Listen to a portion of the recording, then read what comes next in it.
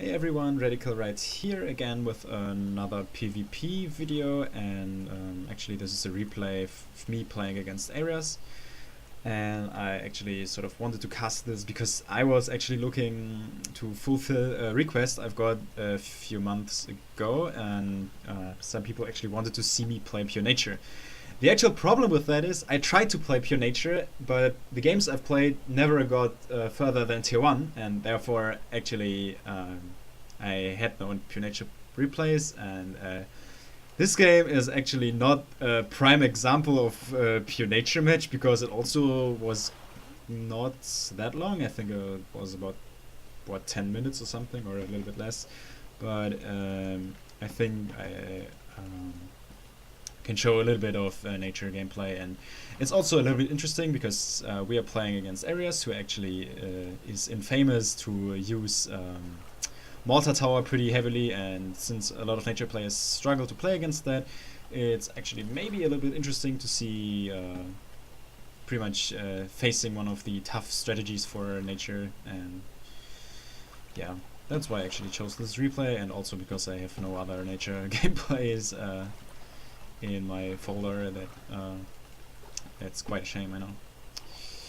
So right now I'm actually picking up a first power well. Right now I can actually do this on this map because Eirias actually allows me to do so, because I can start with Drake right here, and the areas here are pretty small. There are a lot of small passages, and I can use ensnaring roots to sort of defend against that.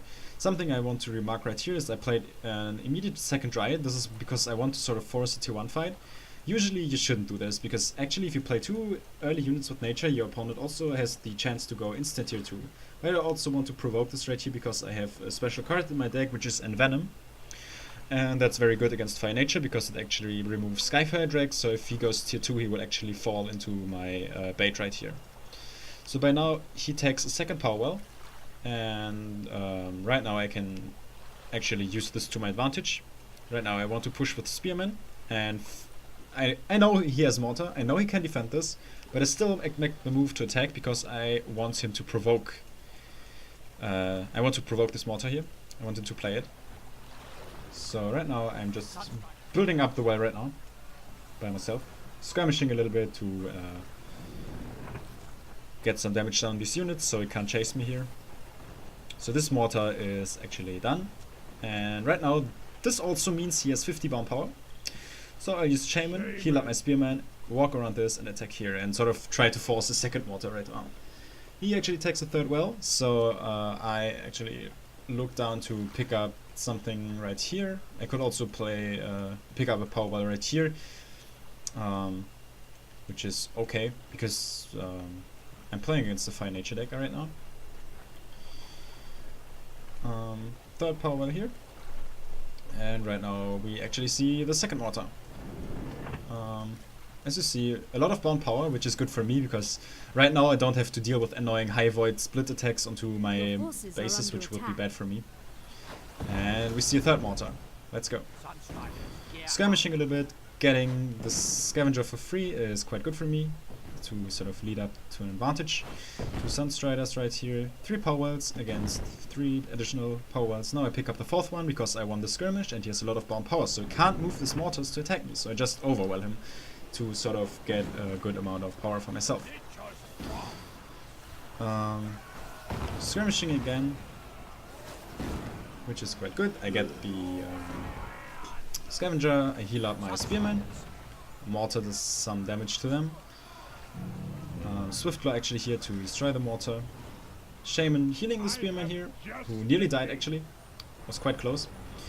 And the Hurricane is doing work against the Sunstriders. So right now I'm actually using crowd control and the sustained damage of my units to build up an advantage and sort of make some smaller trades to sort of make big use of the fact that he can't actually move these mortars because they are actually buildings, which is good for me.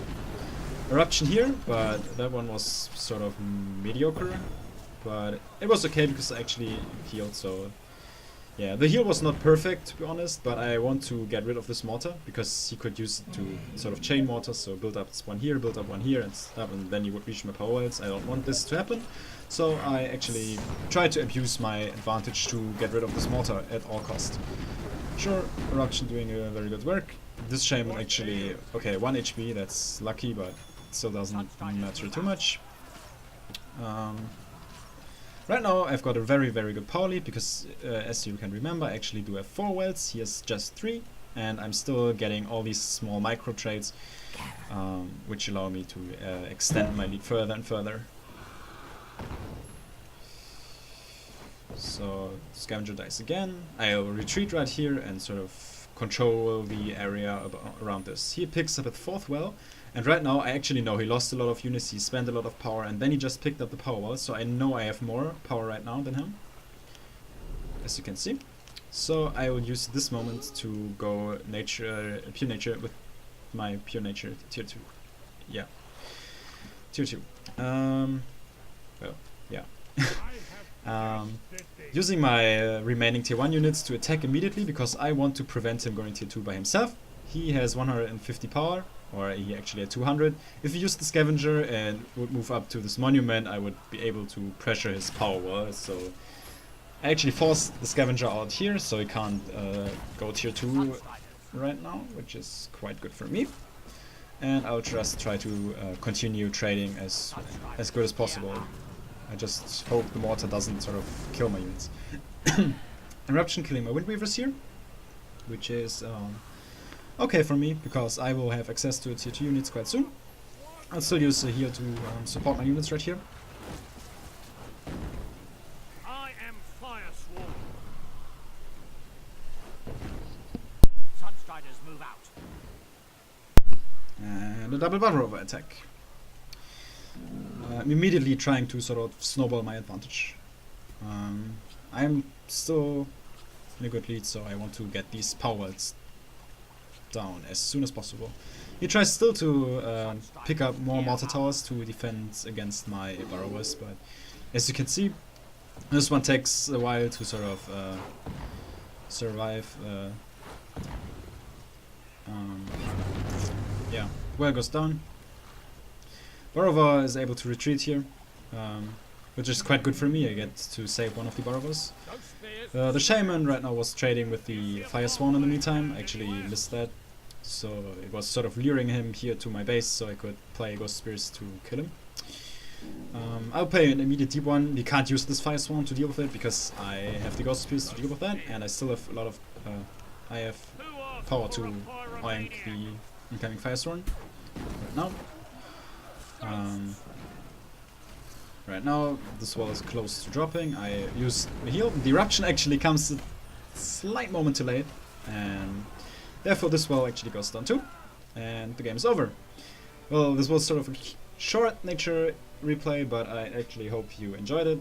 I've tried to upload more pure nature gameplay if I get to play more, hopefully when the giveaways are done and there is going to be the open beta in a close amount of times, short amount of time I mean.